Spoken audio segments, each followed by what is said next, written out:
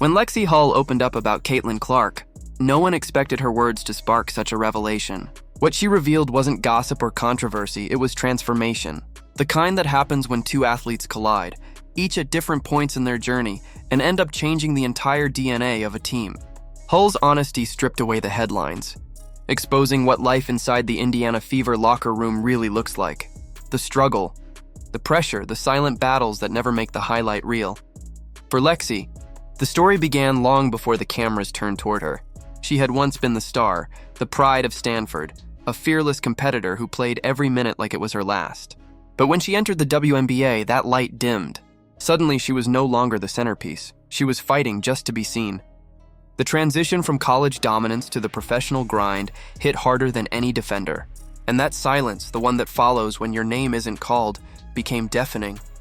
Her confidence slipped, her rhythm vanished, and the game she loved began to feel like a burden. That all changed the day Caitlin Clark walked in. Clark didn't just join the Fever, she disrupted them. Her arrival was a lightning strike in a storm that had been brewing for years. The losing culture, the low expectations, the quiet acceptance of mediocrity, all of it was suddenly under fire. Caitlin's presence demanded more. She wasn't there to blend in, she was there to elevate everything. And for players like Lexi Hull, that kind of energy could either intimidate or ignite. The early days weren't easy. Caitlin's standards were sky high, and she made no apologies for it. During one intense practice, after a string of turnovers and missed rotations, Clark stopped everything cold. Her voice sliced through the gym, calling out veterans, holding everyone accountable in a way that felt shocking for a rookie. The room froze, but Lexi didn't see arrogance. She saw leadership. She saw someone unafraid to expect excellence, even when it made people uncomfortable. That moment planted a seed inside her. If Caitlin could demand more, maybe Lexi could too, so she stayed late.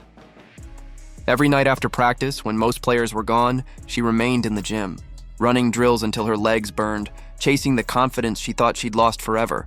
And often she wasn't alone. Caitlin was there too, focused, sweating, repeating the same motion until it was flawless. Slowly they began to sync.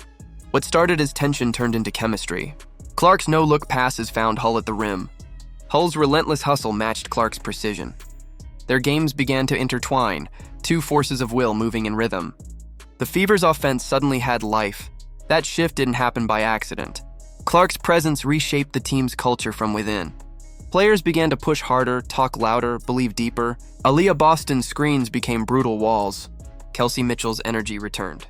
The bench stopped watching and started fighting for every minute. Lexi called it contagious accountability. Everyone could feel it. The Fever weren't just playing basketball anymore. They were rediscovering what it meant to care. But as the Fever rose, so did the noise. The spotlight that had once ignored them was now blinding. Cameras followed Clark everywhere, dissecting every glance, every comment. And suddenly, Lexi wasn't invisible anymore. She was under the microscope, too. Every miss, every mistake, every moment of hesitation became a headline. It would have been easy to crumble again, but she didn't. She learned to tune out the noise. She learned that resilience isn't about perfection, it's about showing up anyway. Then came the turning point, the moment that tested everything. When Caitlin Clark went down with an injury, it felt like the air had been sucked out of the team. The offense faltered. The energy dipped. The critics returned. Without Clark, the Fever looked vulnerable again. But this time, Lexi Hull refused to let it fall apart. She became the voice in the locker room, reminding everyone that the team's identity couldn't rest on one player's shoulders. "We carry her fire until she's back," she told them, and she meant it. Those weeks without Caitlin revealed the depth of what they'd built. Lexi stepped into a leadership role she never expected, guiding the team through the fog of doubt. The Fever learned to move the ball differently, to trust their instincts. By the time Caitlin returned, she didn't find a broken team. She found a stronger one.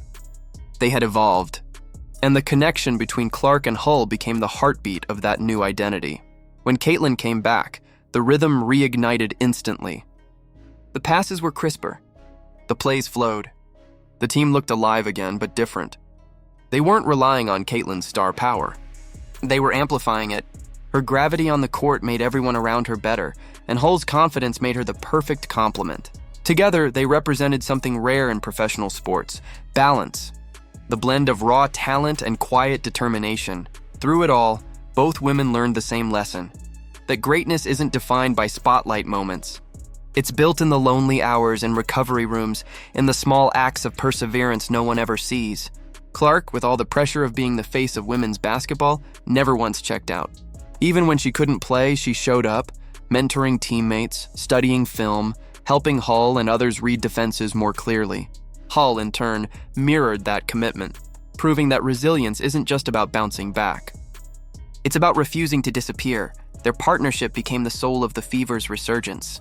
Reporters began calling them Fire and Focus, Caitlin the spark, Lexie the anchor. One drove intensity, the other steadied it. And together, they brought belief back to a team that had forgotten what winning felt like. The Fever's rise wasn't just about stats or scores, it was about rediscovery.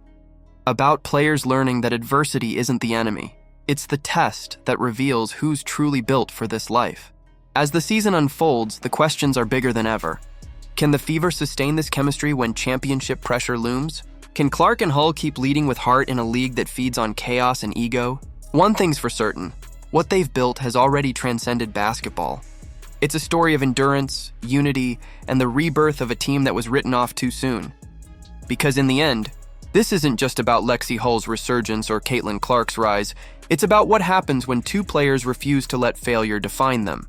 They turned pressure into power, expectations into fuel, and setbacks into stepping stones. Together, they didn't just change the Indiana Fever, they redefined what resilience looks like.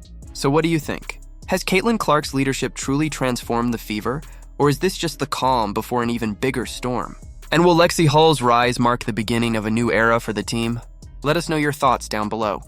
Don't forget to like, subscribe, and turn on notifications for more deep dives into the stories shaping the future of women's basketball, because this journey is far from over.